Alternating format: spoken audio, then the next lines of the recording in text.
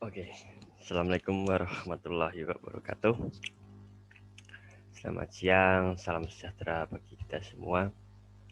Semoga kita senantiasa selalu diberi kesehatan, baik lahir maupun batin, sehingga kita dapat melaksanakan tugas dan tujuan yang ingin kita capai di hari ini. Amin. Sebelumnya juga saya ucapkan selamat menunaikan ibadah puasa bagi yang menjalankan. Kemudian semoga puasa kita dapat berjalan dengan lancar sampai nanti saatnya buka dan sampai nanti di akhir Ramadan ini. Amin. Baik, sesuai dengan jadwal kita yang telah saya tulis pada pada pertemuan sebelumnya, bahwasanya untuk pertemuan kali ini kita akan membahas terkait materi yang saya rasa ini sangat luar biasa dan saya sangat senang ketika mengajar materi ini yaitu algoritma Hilbert. Jadi sebagai gambaran algoritma Hilbert ini yaitu merupakan algoritma yang bisa digunakan atau yang nantinya akan menggunakan teori-teori metrik dan teori modulo, dan pengembangan lebih lanjut dari algoritma Hilbert ini nanti juga bisa dipakai atau menggunakan kalau kita nanti akan menggunakan teks yang akan kita olah menjadi sebuah kata sandi. Kalau ada pengembangan lain, algoritma Hilbert ini bisa menggunakan media gambar. Ya, media gambar nanti ketika dienkripsi, nah ini ada kata enkripsi dan dekripsi nanti akan kita bahas juga. Ketika dienkripsi nanti akan menghasilkan sebuah sandi. Kemudian tingkat lebih tinggi dari algoritma Hilbert ini, jadi Hilbert ini termasuk dalam apa namanya kriptografi, teknik sandi. Di atas kriptografi itu nanti ada steganografi. Nah, nanti di jurusan kalian ada mata kuliah kriptografi khusus kriptografi yang ngasih nanti Pak Dedi Darwis. Doakan semoga sidang S3-nya lancar. Jadi nanti beliau yang mengajar kalian tentang kriptografi dan steganografi. Beliau khusus untuk S3-nya, disertasinya tentang ini, tentang steganografi ini. Ya, luar biasa nanti kalian ketemu dengan beliau. Nah, saya ini cuman materi dasar, nggak ada dasarnya lah. Nggak ada dasarnya, artinya dikatakan dasar, bukan dasar, dikatakan istilahnya nggak penting, tapi ini perlu gitu loh materi ini untuk nanti ketika kalian mengambil mata kuliah kriptografi yang akan diajar oleh calon profesor itu, Dedi Darwis. Oke, jadi kita langsung saja, ini sedikit gambaran. Jadi Hilbert ini merupakan satu algoritma kriptografi kunci simetris yang memiliki beberapa kelebihan dalam enkripsi data. Jadi enkripsi itu adalah suatu proses merubah sebuah kata. Maksud kata di sini adalah kata yang dapat dibaca. Misalkan ada kata teknokrat kan masih bisa. Kemudian Indonesia itu masih bisa dibaca. Itu kata awal lah. Jadi saya ulangi lagi, enkripsinya adalah sebuah proses merubah kata awal gitu kan, menjadi sebuah kata sandi gitu. Itu namanya enkripsi. Kemudian itu jadi disebut enkripsi adalah ketika kata awal dirubah ke kata sandi. Itu enkripsi. Nah, untuk menghindari matrik kunci yang tidak invertible itu adalah suatu metrik yang tidak punya inverse, ya. Suatu metrik yang tidak punya inverse. Jadi di bahasa matematik invertible itu digunakan pada metrik yang tidak punya inverse. Pak, emang ada? Ya ada. Jadi metrik itu ada metrik yang tidak punya inverse. Kemudian metrik kunci dibangkitkan menggunakan koefisien binomial Newton. Jadi koefisien binomial Newton itu sebuah teori dalam matematika yang menggunakan istilahnya eksponensial. Jadi Kalian cukup tahu aja artinya tahu teori binomial Newton ini. Jadi teori koefisien eksponensial nanti akan digunakan pada binomial Newton ini. Kemudian proses enkripsi dan dekripsi menggunakan kunci yang sama. Plaintext dapat menggunakan media gambar atau teksnya. Tadi di awal saya sudah bilang bahwasanya untuk membuat sandinya itu bisa menggunakan teks atau gambar. Sebenarnya kalau gambar ini itu kalian ada materi di aljabar geometri ini sebenarnya dan seharusnya dapat transformasi geometri. Jadi transformasi geometri itu adalah semacam teori matematika yang ketika diaplikasikan ke komputer atau sains itu tentang pengolahan citra digital. Ya, tentang pengolahan citra digital. Jadi pengolahan gambar di situ. Pengolahan gambar. Ya di dalamnya juga ada metrik. Jadi gambar itu kalau dibesarkan dan dikecilkan itu sebenarnya misalnya gambar 3x4 ketika dibesarkan kok blur, berarti itu kan kurang besar ukurannya. Nah, di dalam gambar itu sebenarnya ada hitungan-hitungan metrik atau angka-angka biner gitu mungkin bisa. Jadi media gambar itu bisa digunakan sebagai plain text. Nah, media gambar teorinya itu nanti sebenarnya harus didapat di transformasi geometri. Nah, ketika di algebra ini kita menggunakan teks atau menggunakan manipulasi huruf. Jadi setiap huruf nanti A sampai Z itu punya kode. Sekali lagi, di dalam algebra itu nanti kita menggunakan istilah enkripsi dan dekripsi. Kemudian metrik yang digunakan harus punya inverse. Kalau nggak punya inverse, nanti tidak bisa melakukan dekripsi. Itu. Kemudian yang alinea kedua, baris kedua, algoritma Hilbert merupakan atau menggunakan matrik berukuran M kali N sebagai kunci. Jadi kuncinya nanti, kunci untuk membuka dan menutup istilahnya, atau bisa dikatakan kunci untuk membuat encrypt dan decrypt itu bentuknya metrik. Ya. Dasar teori metrik yang digunakan Hilbert antara lain adalah perkalian metrik dan melakukan inverse pada metrik. Udah katam kalian ini inverse dan perkalian operasi metrik udah katam karena di awal sudah saya berikan teori ini. Kemudian Hilbert merupakan penerapan aritmatika modulo. Nah, ini aritmatika modulo. Di minggu lalu sudah saya singgung sedikit di pertemuan sebelumnya bahwasanya minggu ini kita juga akan belajar tentang teori modulo. Jadi teori modulo itu apa? Sedikit gambaran, teori modulo adalah teori hasil sisa. Misalkan 2 modulo 4, sisanya berapa gitu. Hasilnya berapa? Hasil itu merupakan sisa dari operasi tersebut gitu. Gampangnya ngomong seperti itu gitu. Teknik kriptografi ini menggunakan sebuah matrik persegi sebagai kunci yang digunakan untuk melakukan enkripsi atau dekripsi. Nih, Hilbert termasuk algoritma kriptografi klasik yang sulit dipecahkan oleh kriptalis. Kriptalis itu orang yang istilah hackernya kriptografi itu kriptalis lah wis. Itu hackernya itu yang membuka kunci yang membobol itu kriptalis. Apabila dilakukan hanya dengan mengetahui berkas ciphertext saja. Namun, teknik ini dapat dipecahkan dengan cukup mudah apabila kriptalis memiliki berkas ciphertext dan potongan berkas plaintext. Jadi istilahnya itu bahasa dalam kriptografi itu disebut dengan kernel plaintext attack. Kernel plaintext attack itu teknik pemecahan kata sandi yang mana si pemecah atau kriptalisnya itu punya potongan antara plaintext dan ciphertext-nya. Gitu. Plaintext dan ciphertext. Plaintext itu kata awal, ciphertext kata sandinya gitu. Kata yang sudah diolah jadi sandi. Dasar teknik Hilbert adalah aritmatika modulo terhadap metrik. Jadi teori modulo dan metrik itu sangat diperlukan di sini. Ya. Hilbert menggunakan teknik perkalian metrik dan teknik inverse metrik terhadap metrik. Jadi metrik dan metrik dikalikan kemudian diinverskan. Susah nggak? Enggak. Kalau kalian itu bisa, nggak akan susah. Gitu. Tapi tenang saja.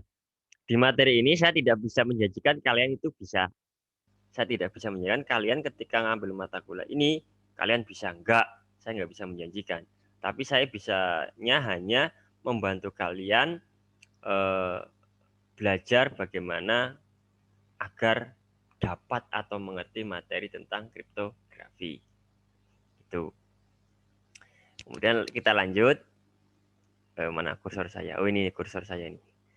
Kunci pada algebra adalah matrik n kali n dengan n merupakan ukuran blok. Jadi nanti yang dimaksud n merupakan ukuran blok ini, jadi misalkan sebuah kata ketika kita sudah dibuat plain text-nya itu kita akan blok, akan kita blok. Atau kalau kalian bingung blok, kita akan sekat-sekat menjadi matrik-matrik kecil. Dah itu. Gampang kan? Jadi berpikirnya kalau kita punya istilah yang susah, tapi ketika prakteknya kita udah tahu, bahasakan dengan bahasa kalian sendiri agar kalian itu paham gitu loh. Kalau kalian hanya saklek ikut buku, tidak bisa mendefinisikan sendiri, ya kalian nggak bisa berkembang nanti. Hanya manut buku saja, gitu ya. Kemudian nih, matrik K yang menjadi kunci ini harus merupakan matrik yang invertible. Jadi matrik kunci nanti itu harus dia punya inverse. Harus dia punya inverse. Apa syarat matrik harus punya inverse? Udah saya singgung di materi ketika kita belajar matrik inverse. Yaitu memiliki K inverse sehingga kunci harus memiliki inverse. Karena matrik K inverse tersebut adalah kunci yang digunakan untuk melakukan dekripsi. Maksudnya apa sih Pak? Iki maksudnya. Nih.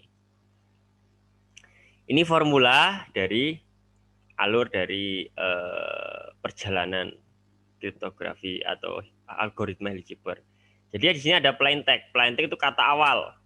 Kata awal misalkan seperti makan, tidur, berjalan. Nah, itu kata awal. Masih artinya katanya masih bisa dibaca lah gitu. Kemudian ketika proses di enkripsi adalah proses perubahan plain text menjadi ciphertext. Itu namanya enkripsi. Ciphertext itu apa? Kata sandi yang sudah disandikan. Misalkan plain text-nya makan, ketika di enkripsi jadinya AXDYJZ. Kan nggak bisa dibaca itu. Bukan istilahnya vokal. Bukan kata yang mempunyai konsonan dan vokal, itu enggak. Jadi berupa kata sandi. Jadi saya ulangi, ketika plain text berubah menjadi ciphertext namanya enkripsi. Kemudian formulanya apa? Nih. Jadi rumus enkripsi adalah, kan tadi enkripsi itu merubah plain text menjadi ciphertext. Artinya kita mau mencari ciphertext-nya, kata sandinya. Maka di sini C. C itu ciphertext. K itu kunci. P itu plain text-nya dikali modulo. Mod itu modulo 26. Kenapa kita pakai modulo 26? Oke, nanti. Saya lanjut dulu. Jadi kemudian tadi plain text ke ciphertext disebut enkripsi, rumusnya yang ono. Kemudian ciphertext ke plain text itu namanya dekripsi. Yo, dekripsi. Rumusnya apa? Ini. P sama dengan, karena kenapa P? Karena kita akan mencari plain text-nya, maka P. Jadi saya ulangi lagi, proses ciphertext ke plain text atau proses kata sandi ke kata yang bisa dibaca di sini kata awal, itu namanya proses dekripsi. Rumusnya apa? P sama dengan K inverse dikali C itu ciphertext dikali modulo 26. Nah, ini. Kenapa kita pakai modulo 26? Tadi saya bilang di awal bahwasanya kita akan menggunakan manipulasi sandi kata di sini. Kata itu ada A sampai Z, ya toh? A sampai Z. A sampai Z. Nah, setiap kata ini, setiap huruf. Saya salah ngomong, salah nyebut. Huruf itu ada A sampai Z. Setiap huruf punya kata sandinya, mempunyai sandi atau angka tersendiri. Itu A itu 0, B itu 1. Nah, total ada 26. Pak, ini 25, Pak. Ya, karena kita mulai dari 0. 0, 1, 2, 3. Ini dihitung, itu totalnya ada 26. 26. Nah, kemudian misalkan gini, Pak, saya pernah membaca tentang kriptografi aljabar. Itu kenapa Bapak pakai A-nya itu dengan sandi 0 dan B1 kemudian Z25. Sementara yang pernah saya baca A-nya itu dimulai dari 1, Pak. Ya ada 2 versi. Monggo terserah pakai cara yang mana. Bodoh wae. Gitu loh. Tapi yang lebih familiar itu saya pernah baca beberapa artikel bahwasanya ini adalah penyempurnaan dari yang jika gini nih. A sandinya 0, versi 1. B sandinya 1. Ada yang versi 2 itu A sandinya 1, B 2 dan diakhiri dengan angka 26 di sini. Nah, itu yang versi 2 ini yang saya pakai ini itu penyempurnaan dari versi yang 1. Ada sumber yang menyatakan itu gitu. Pernah baca ini, saya pernah baca itu. Nah, kita pakai yang itu ya. Nah, kenapa sudah tahu kan kenapa kita pakai modul 26 karena total dari huruf ini ada 26. Ya, ada 26. Oke. Teorinya sudah dapat tentang modulo. Diingat-ingat. Sekarang kita masuk ke, bukan modulo, Ciprotek dan Plentek. Sekarang kita masuk ke ini, materi dasar. Materi dasar tentang kriptografi aljabar itu yang pertama metrik. Saya skip karena kalian udah dapat di materi-materi sebelumnya. Yang kedua teori modulo. Nah, ini teori modulo. Teori modulo itu ada beberapa ada teori modulo yang misalkan A mod B sama dengan atau mendekati bla bla bla bla bla dengan hitungan yang sangat agak sedikit rumit lah, bukan sangat rumit, agak sedikit rumit. Nah, yang akan kita gunakan teori modulo ini semacam cara singkatnya saja. Cara singkatnya saja, yang mana cara singkat ini tidak menyalahi kaidah, artinya tidak menyalahi kaidah, hasil akhirnya itu masih sama dengan teori yang jalan lurus gitu loh. Artinya jalan lurus itu ini jalan agak belok-belok, agak belok-belok ini jalan yang istilahnya bukan jalan sebenarnya atau rumus singkatnya gitu istilahnya. Kalau zaman saya sekolah itu rumus setannya gitu, rumus setannya gitu. Jadi kita akan menggunakan rumus singkat untuk mencari teori modulo. Nah, tapi sebelumnya kalian harus tahu dulu modulo itu apa sih. Jadi di dalam matematika dan dalam pemrograman komputer modulus, operasi modulus adalah sebuah operasi yang menghasilkan sisa pembagian. Tadi di awal saya sudah bilang modulo itulah teori hasil sisa.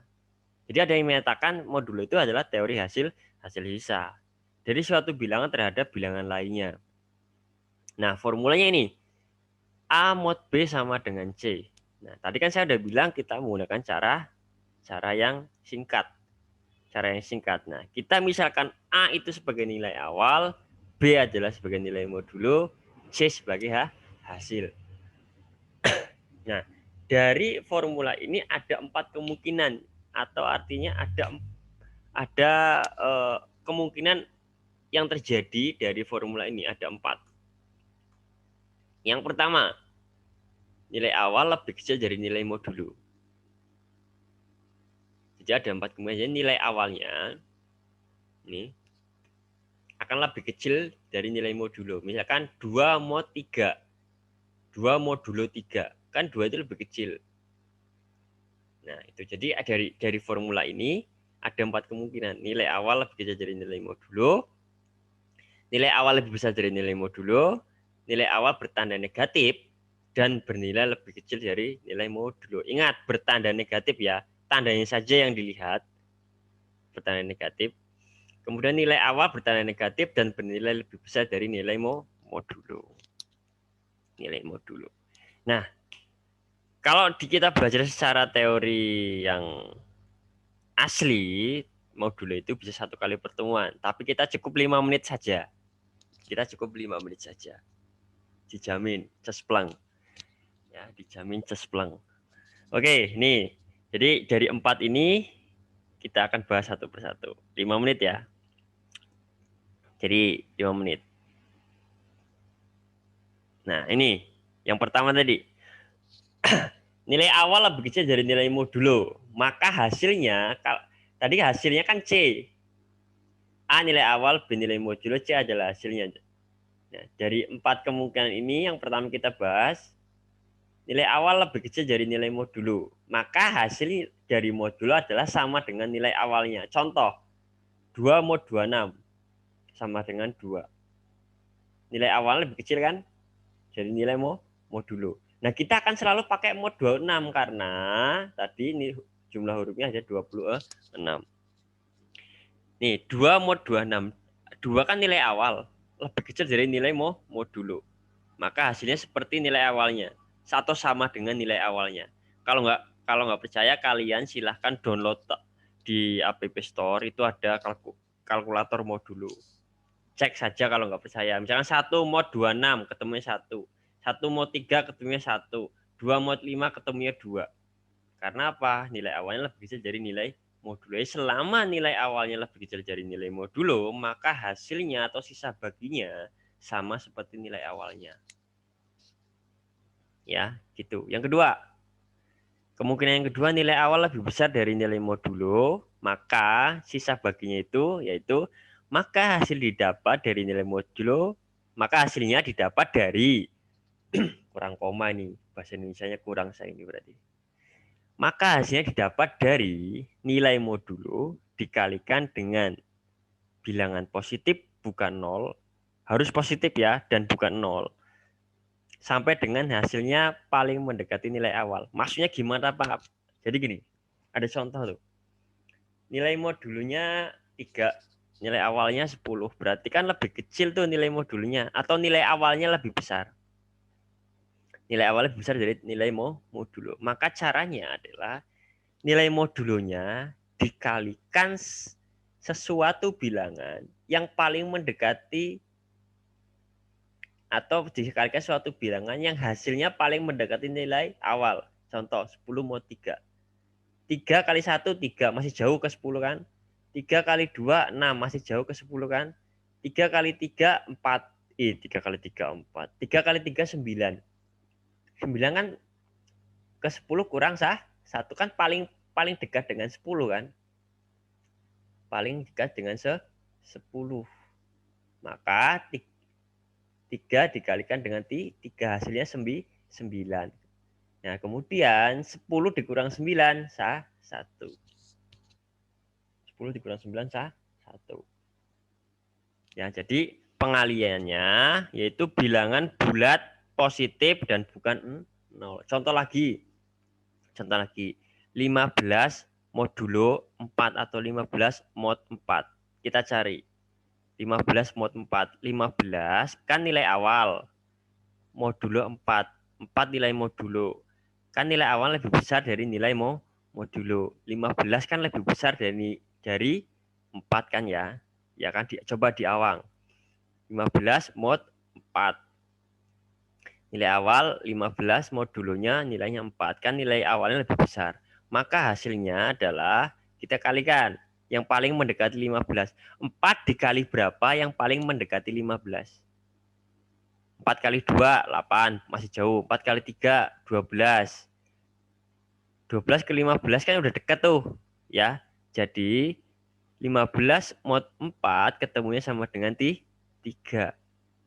Pak, kalau 14 kali 4, 4 kali 4, 16. Nggak boleh melebihi 15. Deal. Gampang kan? Gampang. Sangat gampang.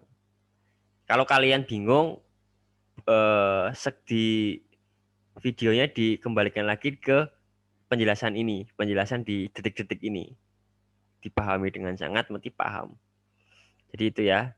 Jadi jika nilai awal lebih besar dari nilai modulo, maka hasilnya adalah nilai modulo dikalikan bilangan bulat positif dan bukan nol yang hasilnya paling mendekati nilai awal. Contoh lagi 20 mod 3. 20 mod 3 berapa? 20 mod 3 kalau 3 kali 4 12, 3 kali 5 15, 3 kali 6 18, berarti 20 mod 3 itu hasilnya 2. Ya karena 3 kali 6 18. 18 kan paling mendekati 20. 20 dikurang 18 kan 2. Tuh. Kemungkinan yang ketiga. Nilai awal bertanda negatif dan bernilai lebih kecil dari nilai modulo. Nilai awal nih. Contoh 3 min 3 mod 7. Min 3 kan lebih kecil. Maaf, 3 lebih kecil dari 7. Dan 3-nya bertanda negatif. Maka hasilnya adalah nilai awal tambahkan aja dengan nilai modulo 4. Min 3 mod 7 sama dengan 4. Contoh lagi min 5 mod 12. Ketemunya 7. Dan seterusnya. Jadi patokannya ini. Nilai awal ditambah nilainya modulo. Oh, gini. Contoh yang ini. Misalkan min 2 mod 26 ya, ketemunya 24. Berikutnya yang keempat. Nilai awal bertanda negatif dan bernilai lebih besar dari nilai modulo. Tuh. Maka hasilnya yaitu nilai modulo dikalikan suatu bilangan bulat positif, bukan 0, yang hasilnya di atas nilai awal. Abaikan tanda negatif nilai awal. Jadi gini contoh. Ini berlaku untuk yang negatif, jangan sampai kalian tertipu atau kesalah mengartikan antara sifat yang kedua dan keempat.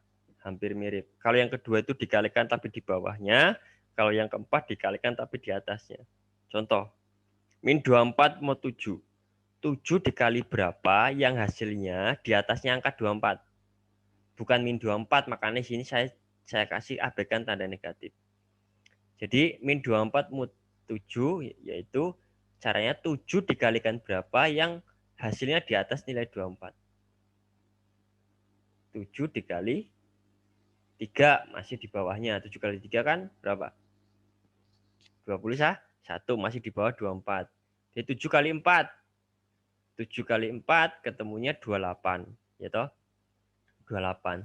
Nah, kan 7 kali 4 28 tuh. Tinggal kalian tambahkan. Min 24 tambah 28 kan ketemunya 4. Maka hasilnya 4. Contoh lagi. Min 12 mod 5. Min 12 mod 5. Hasilnya berapa? Ingat, min 12 mod 5. Jadi 5 dikali berapa? 5 dikali berapa yang hasilnya di atasnya 12. Berarti kan 5 dikali 2 masih 10. 5 kali 3 ketemunya 15. Pak, kan 5 kali 4 juga di atas 12, Pak. Iya, tapi di atasnya yang paling kecil, di atasnya yang paling kecil selisihnya. Berarti kan tadi min 12 mod 5 itu ketemunya adalah di 3. Kenapa 3? Kan 5 kali 3 kan 15. Kan di atasnya 12 tuh. Tinggal tambahkan min 12 tambah 15 kan ketemunya di 3. Itu contohnya. Oke, gampang kan? Sangat gampang. Nah, kalau kalian sudah mempelajari metrik dan teori modulo, langsung saja kita ke praktek. Tapi sebelum kita praktek, saya ulangi lagi yang ini. Nah, ini. Kita akan coba. Kita akan belajar di bagian enkripsi dulu untuk dekripsi di pertemuan berikutnya. Jadi kita belajar tentang plain text berubah menjadi ciphertext atau kita proses enkripsi. Kita akan belajar tentang proses enkripsi. Tuh. Oke, kita langsung saja ke proses enkripsi.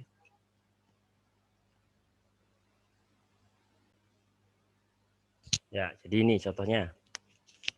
Ada perintah lakukan enkripsi. Oh, itu salah tulis saya. Lakukan enkripsi tadi. Lakukan enkripsi dari plain text berikut.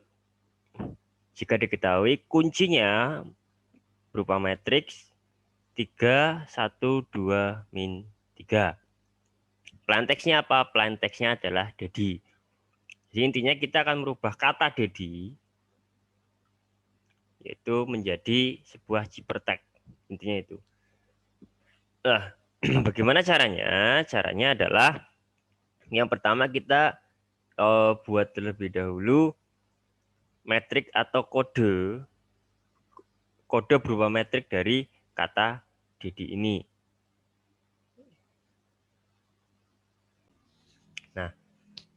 Jadi untuk D tadi kodenya itu berapa? D adalah kodenya 3.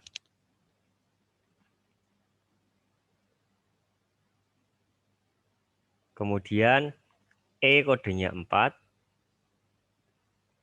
Kemudian D tadi sama 3. Kemudian I adalah 8. Nah, kemudian ini dibuat sebuah matrik. Matriknya misalkan kita rubah menjadi ini 22 matrik. Nah, matrik 22. Kemudian kita kasih kode ini sebagai C1. Maaf, P1. Ini sebagai P1 nih. Ini P1. Ini P2. P2.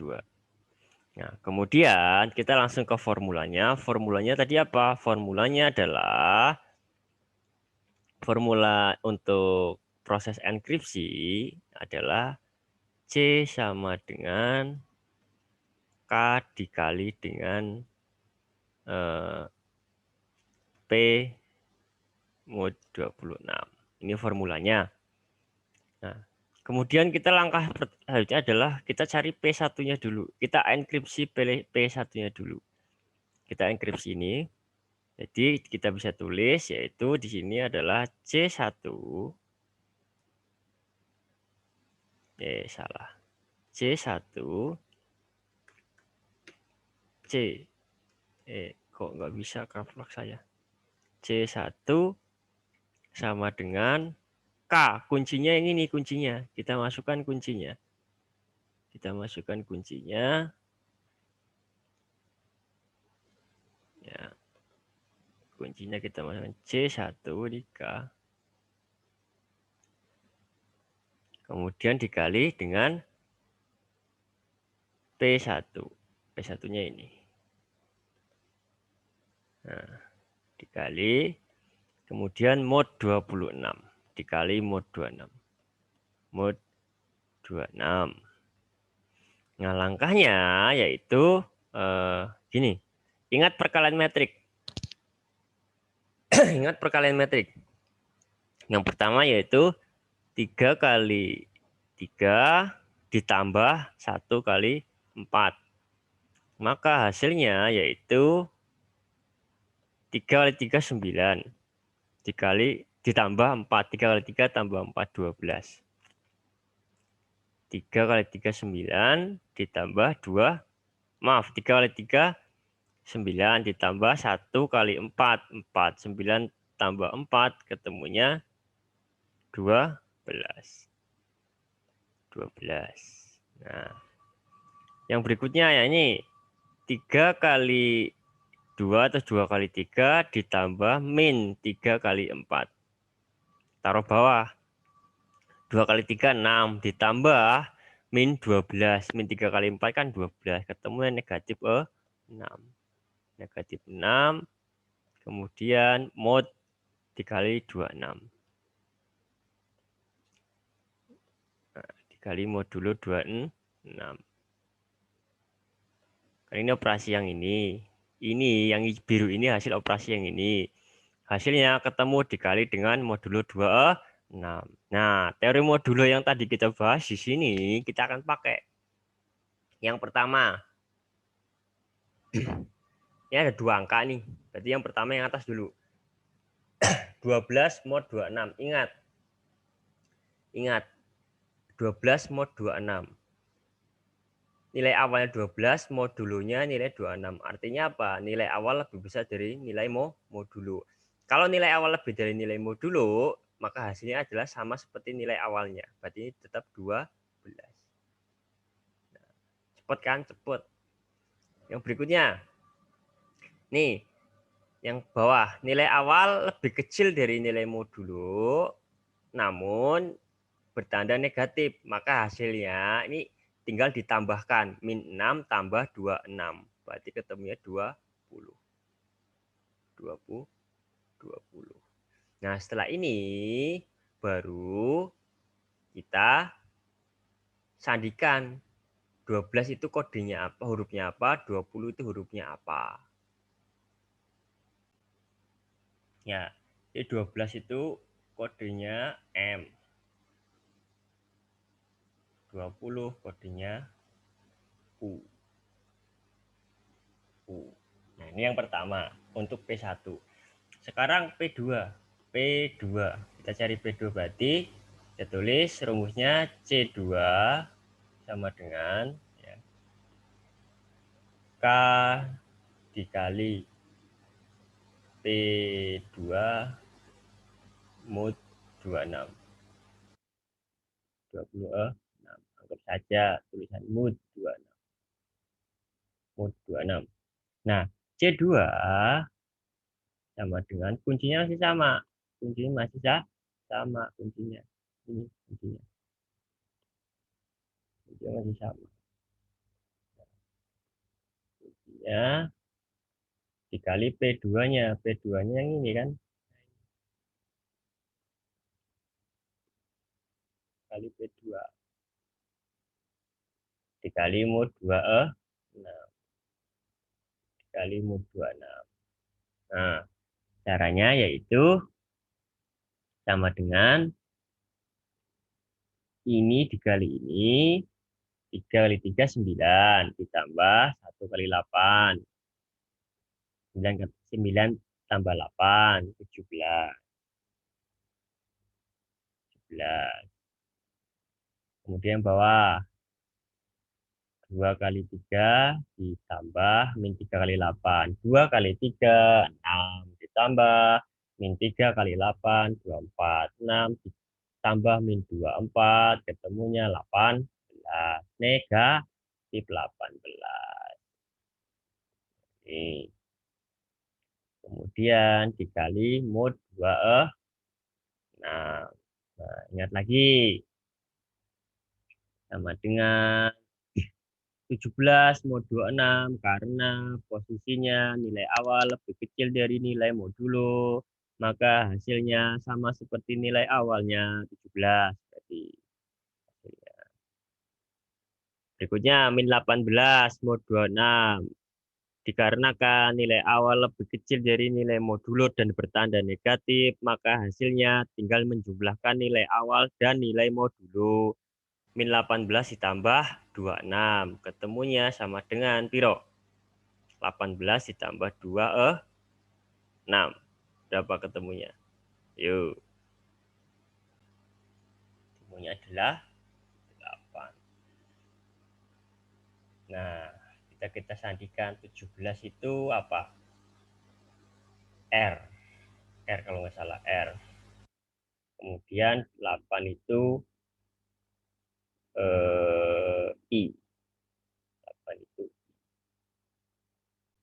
Ya, jadi hasil akhirnya yaitu diperoleh plain text-nya plain text-nya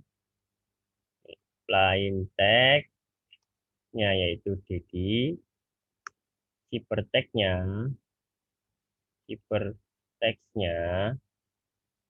itu ketemunya UMRI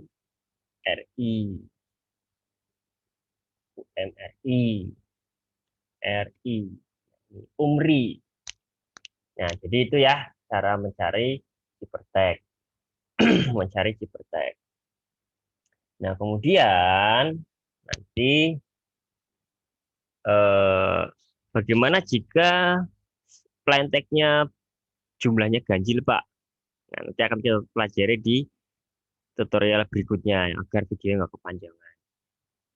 Oke, itu saja yang bisa saya sampaikan. Kurang lebih mohon maaf. Tetap semangat belajar. Tidak ada kata bahwasanya istilahnya matematika itu susah. Jika kita belajar dengan senang, kita buang mindset kita bahwasanya suatu hal yang sulit, itu kita buang, maka semua akan jadi lebih mudah. Baik, itu saja yang bisa saya sampaikan. Semoga bermanfaat. Apa yang saya berikan hanyalah sekecil, istilahnya tidak ada apa-apanya dibandingkan yang lain. Hanya ini yang bisa saya berikan untuk kalian tentang teori dasar Cybertext pada algoritma Hilbert. Semoga bermanfaat. Assalamualaikum warahmatullahi wabarakatuh. Dadah.